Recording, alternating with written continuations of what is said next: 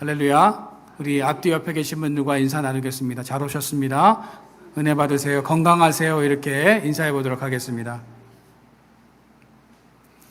여러분, 오늘은 교회력으로 맥주 감사 주일입니다. 맥주 감사절은 보리를 추수하는 절기로 나의 모든 것이 하나님께로부터 왔음을 고백하면서 하나님께 감사하는 절기가 맥주 감사절입니다. 농사를 지었던 구약 당시는요, 씨를 뿌리고 심고 관리하는 것은 사람의 몫이었지만 때를 따라서 비를 주시고 곡식이 잘 자랄 수 있도록 하는 것은 하나님이 도우셔야만 가능했습니다. 하나님께서 도와주셔야만 풍요로울 수 있었습니다. 이스라엘 백성들에게 풍요는요, 단순히 자신만 잘 먹고 누리는 그런 풍요로운 삶을 의미하는 것이 아닙니다. 그들은 고아와 과부, 나그네와 레위인을 기억하고 사회적으로 가난하고 약한 자들을 돌보고 기억하면서 풍요로움 속에서 감사하는 절기가 바로 맥주 감사절입니다. 여러분, 우리말의 풍요는요, 풍성할 풍자에 넉넉할 요자, 넉넉하다, 너그럽다, 더하다라는 그런 뜻을 가지고 있습니다. 우리말 가난은요, 어려울 간, 어려울 난으로 원래는 갓난이었는데 동음종성 니은이 중복돼서 하나를 생략해서 가난이 되었습니다. 가난은 생활이 힘들고 괴롭고 어렵다는 뜻으로 풍요와 가난은 서로 상대적인 개념이라고 할 수 있습니다. 글자 그대로만 보면 풍요는 넘치는 상태를 말하는 것이고요, 가난은 없거나 부족한 상태를 말하는 것입니다. 구약에서 풍요는요, 하나님이 주신 복을 가리키는 이디오그램입니다. 구약에서 복은 전적으로 하나님께서 주시는 은혜고 은총입니다. 하나님을 경외하는 자에게 주시는 선물이 바로 이 풍요다라는 거죠. 구약에서 풍요에 해당하는 히브리어 낱말은요, 혼, 하일, 카보드, 오세르입니다. 그런데 이 낱말들을 잘 살펴보면 꼭 풍요가 복이 아님을 우리가 알게 된다는 겁니다. 우리말에 과유불급이라는 그런 말이 있습니다. 너무 지나치면 부족한 것만 못하다라는 그런 뜻이죠. 지나치게 많으면 도리어 그 많음으로 인해서 인간이 교만하게 되어지고 타락할 가능성이 높다는 겁니다. 성경에도 보면 어리석은 부자의 이야기가 나옵니다. 그는 풍년이 들어서 더 많은 곡식 창고를 지었지만 그날 밤 그 영혼을 하나님께서 취하시면 그 많은 재산이 누구의 것이 되겠느냐라고 성경은 우리에게 묻고 있습니다. 어리석은 부자는 자신의 부가 누구로부터 왔는지를 고민하거나 생각해 보지 않았습니다. 누구로 인해서 풍년이 들었고 누가 도우셨는지를 모르고 자기 멋대로 살면서 교만한 삶을 살았습니다. 인생의 계획을 자신이 세우고 있었다는 거죠. 아무리 인생의 풍년과 풍요라는 복이 왔다 할지라도 우리가 감사하지 못하고 자신의 능력으로 이 모든 것을 이루었다고 생각한다면 하나님께서는 그 풍요가 도리어 저주가 되게 하십니다. 구약에서 가난은 히브리어 동사로 루시나입니다. 그 번역이 리시, 레시로 표현되기도 합니다. 히브리어 루시, 리시, 레시는 반드시 경제적인 처지가 궁핍한 상태를 말하는 것이 아닙니다. 사회적으로 천대받거나 연약한 처지에 속한 사람들을 가리켜서 사용하기도 합니다. 구약에서 가난을 판단하는 시각은 세 가지입니다. 첫째는요, 하나님의 말씀을 따르지 않는 자가 처하게 되는 형편과 처지를 가난이라고 말을 하고 있습니다. 신명기 15장 4절부터 5절까지 말씀을 같이 한번 읽어볼까요? 시작. 내가 만일 내 하나님 여호와의 말씀만 듣고 내 하나님 여호와께서 기업으로 주신 땅에서 내가 반드시 복을 받으리니 가난한 자가 없으리라. 아멘. 두 번째는요, 가난은 개인적으로 게으름이나 지혜 없음의 결과로 오는 것이라고 성경은 말씀하고 있습니다. 우리가 잠언서 10장 4절 말씀을 같이 한번 읽어보도록 하겠습니다. 같이 읽겠습니다. 시작. 손을 게으르게 놀리는 자는 가난하게 되고 손이 부지런한 자는 부하게 되느니라. 세 번째로 억압받는 사회 구조 속에서 어쩔 수 없이 당하게 되는 것을 가난이라고 성경은 말씀합니다. 우리가 아모스 4장 1절 말씀을 같이 한번 읽어보도록 하겠습니다. 시작. 사마리아의 산에 있는 바산의 암소들아, 이 말을 들으라. 너희는 힘없는 자를 학대하며 가난한 자를 압제하며 가장에게 이르기를 술을 가져다가 우리로 마시게 하라 하는도다. 여러분, 구약에서 가난은 하나님과의 관계, 개인의 성품이라는 차원, 그리고 사회의 구조적인 악이라는 차원에서 찾아볼 수 있다는 겁니다. 구약에서 풍요와 가난을 대조해서 풀이하는 성경이 바로 신명기입니다. 신명기에서 풍요는 가난의 반대말이 아니라 하나님과의 관계 속에서 하나님에 대한 신앙이 신실한가 아니면 신실하지 못한가의 결과로 주어지는 것이 바로 풍요다라는 겁니다. 신명기 28장 2절부터 6절, 20절부터 22절에 보면 하나님의 말씀을 청종하는 자에게 하나님께서 복을 허락하여 주시고 하나님의 말씀을 청종하지 않는 자에게 화와 가난을 내려주시겠다고 말씀하고 계십니다. 신명기에서 가난은 소득, 재산, 재물 등이 없어서 당하는 그런 고난의 상태가 아니라 하나님의 말씀을 귀담아 듣지 않아서 하나님을 향한 신실함이 없어서 자초한 하나님의 징계임을 말씀하고 있는 것입니다. 다시 말해서 신명기가 이야기하는 풍요와 가난은 내 안에 하나님이 있느냐, 내 안에 하나님이 없느냐에 따라서 달라진다는 겁니다. 하나님의 말씀을 청정하면서 살아가는가 아니면 나의 의지대로 살아가는가, 하나님의 뜻대로 살아가는가 아니면 나의 뜻대로 살아가는가, 이런 기준과 선택이 나의 풍요로운 삶을 살아갈 것인가 아니면 가난의 삶을 살 것인가를 결정짓는 요소가 된다는 겁니다. 여러분, 바라기는 하나님의 말씀에 귀를 기울이시고 그 말씀에 청정하고 순종하는 그런 삶을 살아가시기를 바랍니다. 우리 인생에서 풍요는 하나님과의 관계 속에서 결정되는 것입니다. 그러면 우리의 삶 속에서 풍요롭고 열매 맺는 삶을 살아가려면 우리는 어떻게 해야 하는 것일까요? 첫 번째로 하나님의 말씀에 청정하면서 믿음의 뿌리를 깊게 내려야 합니다. 우리나라는 올해 많은 산불을 경험했습니다. 지금까지 수많은 화재가 있었지만 올해 산불은 산림 생태계에 아주 큰 피해를 주었다고 합니다. 그러면 대형 산불로 인한 산림 생태계를 원상복귀 되는 데까지 얼마의 시간이 필요할까요? 작게는 30년이고요. 이 생태계가 다시 완전히 돌아가기 위해서는 100년 이상이 걸린다고 합니다. 지난 4월 경북 의성과 경남 산청 등 영남 지역에 발생한 대형 산불이 났던 곳에 산림 생태계가 원상복귀 되려면 아마도 한 300년에서 400년 정도가 걸린다고 하죠. 순간의 방심으로 인해서 불러온 산불 피해는 몇 세대가 지나야 복구될 수 있다는 겁니다. 그런데 놀라운 사실은요, 나무의 줄기와 몸통은 다 타버려서 없지만 뿌리가 죽지 않고 살아있으면 이듬해부터 다시 그 나무가 자랄 수 있게 된다는 겁니다. 그러면 똑같이 타버린 나무들 중에서 어떤 나무는 다시 살고 어떤 나무는 살아남지 못하는 것일까요? 그 뿌리가 죽었느냐, 살아있느냐에 달려있다는 겁니다. 이처럼 나무는 그 뿌리가 생사를 결정한다는 거죠. 중동 사막 지역에 가면 풀 한 폭이 없는 아주 뜨거운 사막인데 눈에 띄는 나무들이 있습니다. 사진을 좀 하나 보여주시겠어요? 여러분, 이 나무가 어떤 나무인지 아십니까?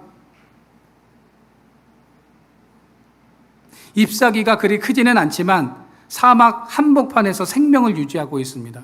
이 나무는요, 성경에 나오는 씨띠 나무입니다. 시띠나무,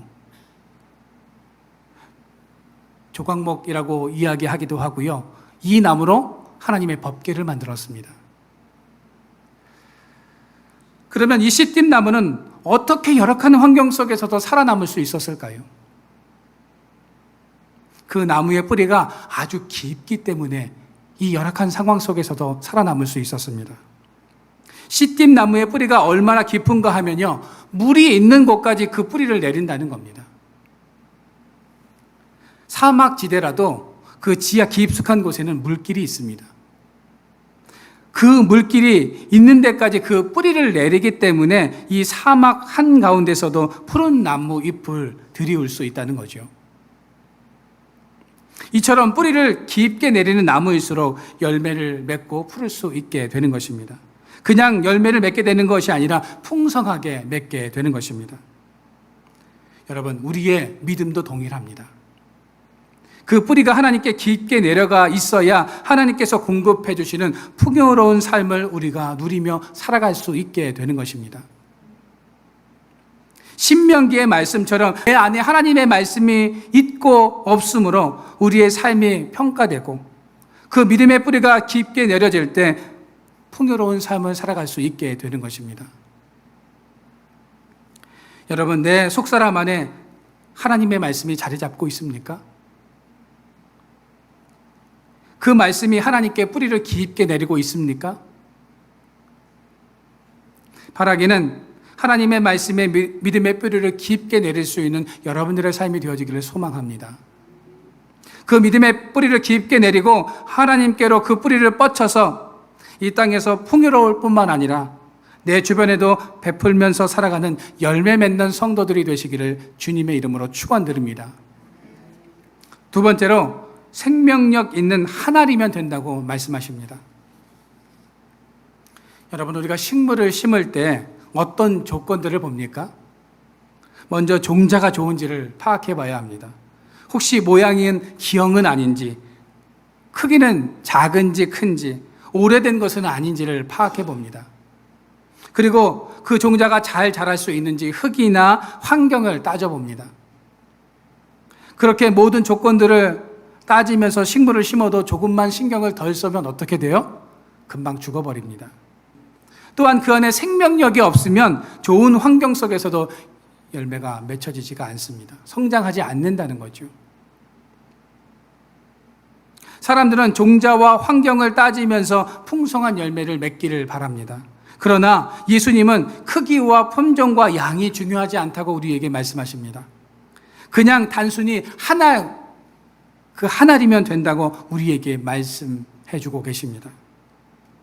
그 한 알의 씨가 보잘것없고 미약하고 비천해 보여도 그 한 알이면 충분하다고 우리에게 말씀하십니다. 예수님은 제자들을 선택하실 때 누가 봐도 부족한 사람들을 선택하셨습니다. 학식이 있고 언변도 좋고 출신적으로도 좋은 가정의 배경을 가지고 있고 존경받는 가문의 출신의 사람들을 예수님은 제자로 부르지 않으셨다는 거죠. 그런데 주님은 왜 어부 출신, 말도 잘 하지 못하고 가난한 배경을 가지고 있고 사람들이 꺼려할 만한 이런 직업을 가진 사람들을 제자로 선택하셨을까요? 우리는 이 질문을 하는 사람들을 종종 만나게 됩니다. 이런 의문을 가지고 있는 사람들에게 사도 바울은 이런 대답을 하고 있습니다. 고린도전서 1장 26절부터 29절입니다. 좀 긴 절의 말씀인데요. 우리가 이 말씀을 같이 읽어보도록 하겠습니다.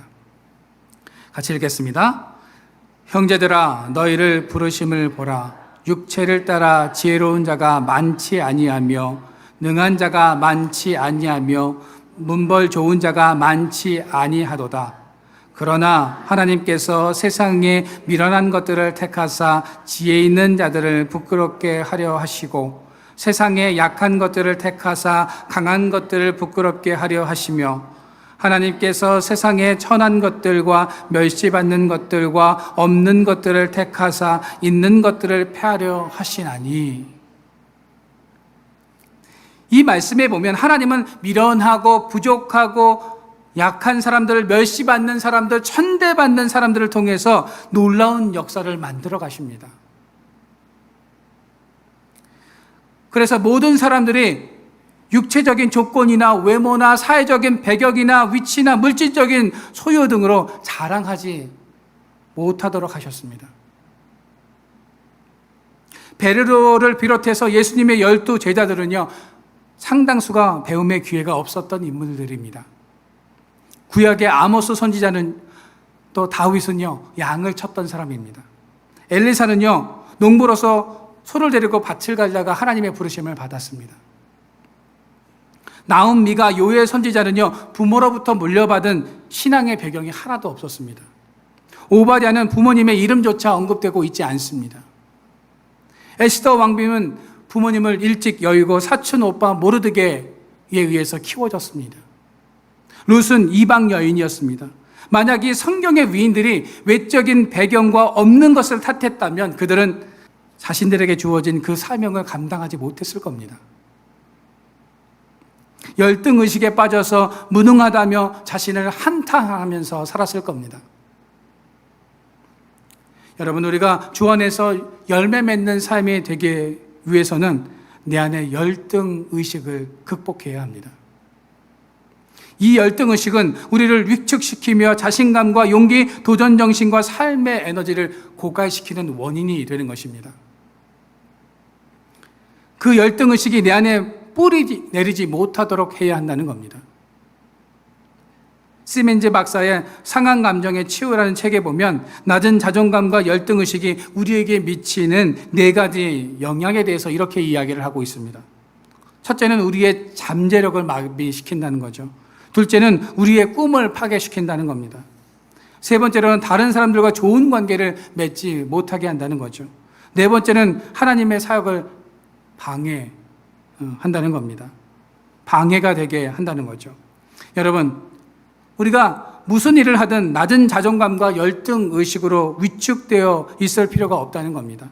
부족하고 연약하며 내세울 것 없는 나를 하나님께서 택해 주시고 지금의 나를 세워주신 것 아닙니까? 나를 지금까지 인도해 주신 것 아닙니까? 우리는 하나님의 그 은혜에 감사할 수 있어야 한다는 겁니다. 여러분, 우리는 오늘 하루를 하나님의 은혜로 살아가는 것이지 나의 능력으로 살아가는 것이 아님을 믿으시기를 바랍니다. 하나님은 연약한 자를 통하여서 높고 강한 자들을 부끄럽게 하십니다.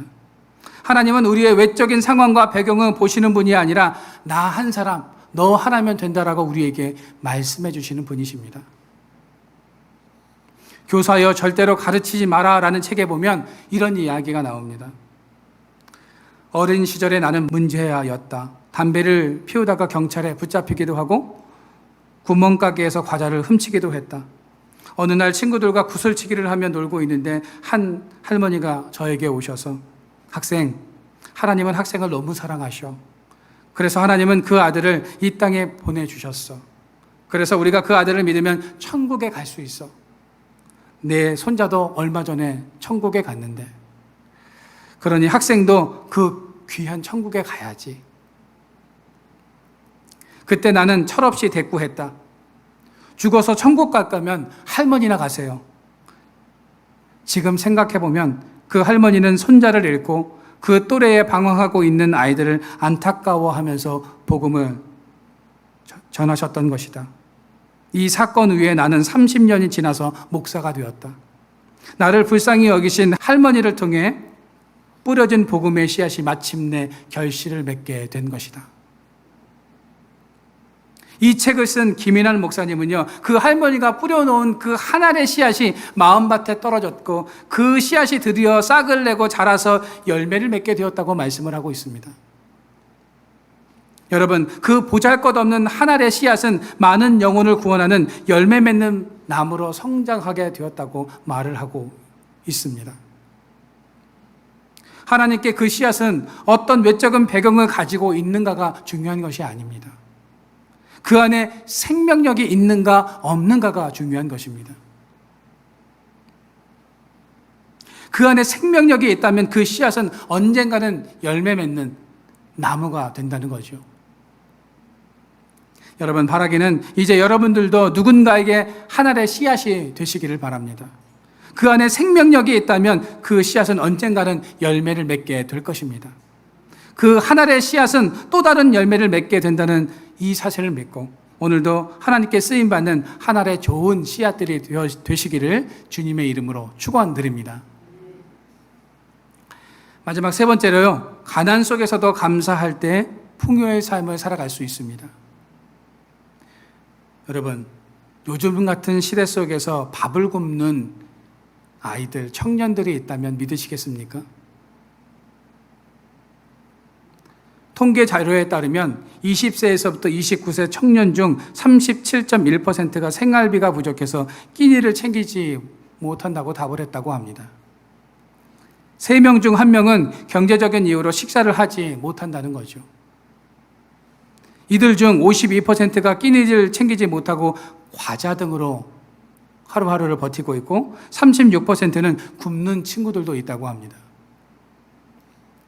실제로 성균관대학에 재학 중인 김모 씨는요, 강릉에서 상경해서 자취를 시작한 지 5년이 되었지만 생활비의 90%가 월세로 지출되어서 하루 3끼를 챙겨 먹는 것이 사치라고 느껴질 정도라고 합니다. 배고픈 청년들은 점점 늘어나고 있는데 물가는 계속 상승하고 있다는 거죠. 청년들의 이 같은 배고픔을 달래주고 있는 것은 정부가 아니라 교회와 민간 단체였다고 합니다.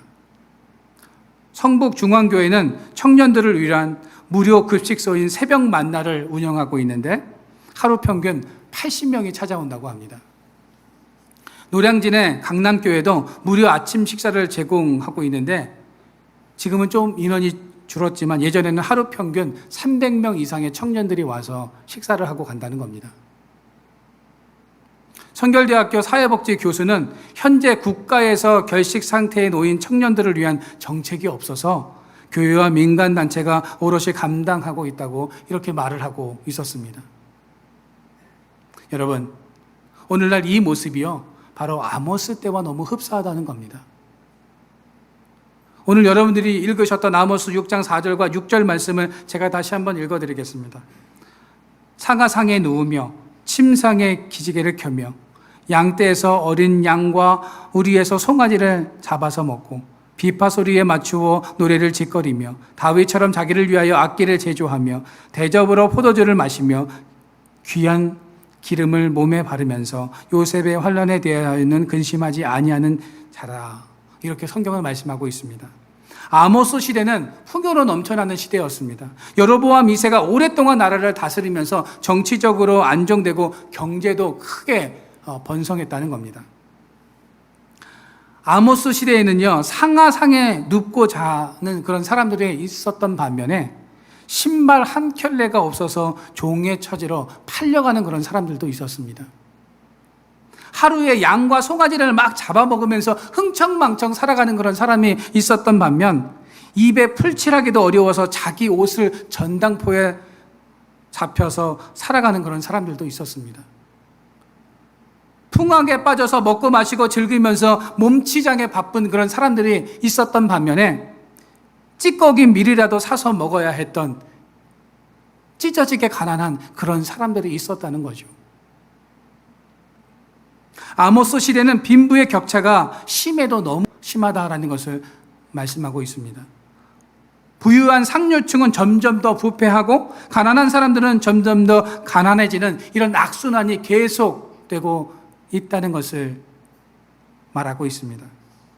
아모스는 지금 이스라엘의 사회의 문제점이 풍요성의 가난이라고 진단하고 있습니다. 여러분, 아모스는 지금 이스라엘의 사회를 보면서 모든 것이 풍요롭지만 하나님의 사랑이 존재하지 않고 하나님의 말씀과 은혜를 상실해 버렸다라고 이렇게 지금 꼬집고 있는 겁니다. 시대적으로 너희는 풍년의 삶을 사는 것 같지만 그 풍년의 삶이 언젠가는 그치게 해주겠다고 하나님께서 경고의 말씀을 하고 계신 것입니다. 이웃을 돌아보지 않고 이웃에게 베풀지 않고 혼자 호의호식하면서 살아가는 그런 사람들을 하나님께서 그냥 가만히 두지 않으시겠다고 경고하고 있는 것입니다. 결국 너희 안에 하나님의 사랑이 있느냐 없느냐에 따라서 그 삶의 풍요와 가난이 판가름나게 될 것이라고 말씀하고 있습니다. 여러분들은 풍요 속에서 가난하게 살아가고 계십니까? 가난하지만 풍요롭게 감사하면서 살아가고 계십니까? 지금 우리가 풍요 속에 있다 할지라도 하나님의 영이 그 속에 있지 않고 그 사랑의 마음으로 살아가지 않으면 언젠가는 그 풍요가 가난으로 바뀌게 된다는 겁니다. 그러나 지금 현실은 부족하고 연약하지만 그 가운데 감사하면서 하나님의 사랑이 우리 안에 존재하면 하나님께서는 우리의 삶을 풍요로 인도해 주실 것이라고 우리에게 말씀해 주고 있는 것입니다. 여러분, 이스라엘 백성들은 출애굽 당시에 먹을 양식이 없어서 하나님을 원망했습니다. 그들은 광야에서 세 가지가 없었습니다. 뭐가 없었을까요? 가려는 길이 없었어요. 어딘지 몰라요. 그런데 하나님께서 그냥 가나안 땅으로 가라 그러셔갖고 나왔어요. 나와서 가고는 있는데 제대로 가고는 있는지 지금은 어떻습니까? 내비게이션 딱 쳐가지고 가나안, 예루살렘 딱 치면은 가장 빠른 길로 안내해 주잖아요. 근데 그때는 그런 것이 아무것도 없었어요. 그냥 아무런 대책 없이 그 애굽에서 나온 거 아닙니까? 가려는 길이 없었고요. 처음에는 먹을 거 챙겨 갖고 나왔겠죠. 그런데 광야 생활을 하면서 어떻습니까? 먹을 것, 마실 것 다 사라지지 않았습니까? 먹을 양식이 없었고 마실 물이 없었다는 거죠. 이게 산무입니다. 그때 하나님께서 그 백성들에게 무엇을 허락하여 주셨습니까? 땅에 양식이 없자 하나님께서 무슨 양식을 주셨어요? 하늘의 양식인 만나를 허락해 주셨다는 겁니다. 모두가 다 죽게 되었다고 여기고 있을 때 하나님께서는 그 산무 속에서 풍요로운 삶으로 이스라엘 백성들을 인도하셨습니다. 여러분, 하나님의 역사는 아무것도 없는 그때에 나타나는 것입니다. 만나 사건은 하나님의 은혜가 아니면 단 하루도 살아갈 수 없다는 것을 우리에게 말씀해 주고 있는 것입니다. 이 세상에서 우리가 붙잡기를 원하고 소유하기를 원하는 것이 내게 없어도 하나님이 내 안에 계시면 우리는 풍요로운 삶을 살아갈 수 있다고 성경은 우리에게 말씀해 주고 있는 것입니다. 여러분들은 풍요 속에 가난한 삶을 살아가시겠습니까? 아니면 가난 속에서도 감사하면서 풍요로운 삶을 살아가시겠습니까? 아모스 시대의 사람들처럼 물질적으로는 풍요롭지만 하나님이 내 안에 계시지 않는 이런 가난한 삶을 사시겠습니까? 아니면 가려는 길도 알지 못하고 먹을 양식도 없고 마실 물이 없을지라도 모든 것이 하나님의 은혜이고 감사함을 고백하면서 채워주실 그 하나님의 능력을 바라보면서 여러분들의 삶을 살아가시겠습니까? 바라기는 지금은 아무것도 없고 부족하고 연약하지만 채워주실 그 하나님을 바라보면서 믿음 안에서 그 믿음의 걸음 한 걸음을 걸어 나갈 수 있는 여러분들의 삶이 되어지기를 바랍니다. 여러분, 이제 바라기는 말씀과 믿음의 뿌리를 하나님께 깊이 내리시기를 바랍니다. 생명력 있는 하나님의 밀이 되어서 열매를 맺고 또 다른 생명을 싹틔우는 여러분들의 삶이 되시기를 바랍니다.